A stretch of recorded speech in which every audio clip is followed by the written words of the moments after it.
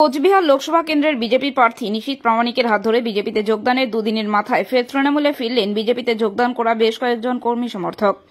সোমবার সকালে দিনহাটা 2 নং ব্লকের তৃণমূল কংগ্রেসের ব্লক সভাপতি দীপক কুমার ভট্টাচার্যের হাত ধরে চৌধুরীহাট সহ বিস্তীর্ণ এলাকার বিজেপিতে যোগ দেওয়া ওই কর্মী সমর্থকেরা তৃণমূল কংগ্রেসে যোগদান করলেন।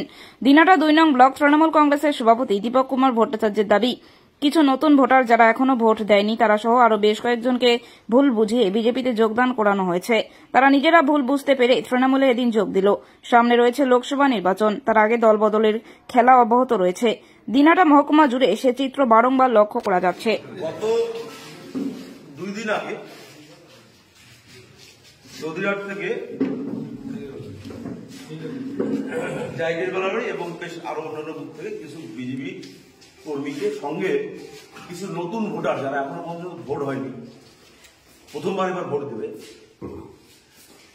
এরকম কিছু লোককে একত্রিত করে তাদের হাতে পতাকা দিয়ে মানুষের সামনে প্রচার করার চেষ্টা করা হলো যে তৃণমূল কংগ্রেস থেকে 150টি পরিবার সচেতন নয়।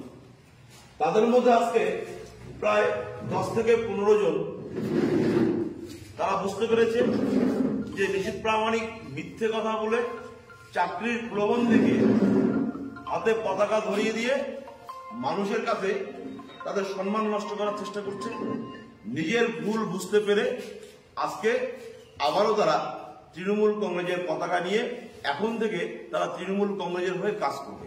আমি পরিষ্কার করে নিশীথ প্রামাণিককে একটা কথা বলবো যে বিভিন্ন এলাকায় গিয়ে যেভাবে বিজেপি কর্মীদের বা উঠতি ছেলেদের যাদের নতুন ভোটার 5 বছর ধরে সাংসদ ছিলেন, 3 বছর ধরে কেন্দ্রের প্রতিমন্ত্রী, একটা চাকরি দেওয়ার ক্ষমতা হয়নি, এলাকায় 1 টাকার কাজ করার ক্ষমতা হয়নি, মানুষ বিপদে পড়লে কোনোদিনও পাশে এসে দাঁড়াননি, আর আজকে নির্বাচনের আগে আপনি কি করে ভাবতে পারেন যে তৃণমূল কংগ্রেস থেকে আপনার দলে মানুষ গিয়ে যোগদান করবে?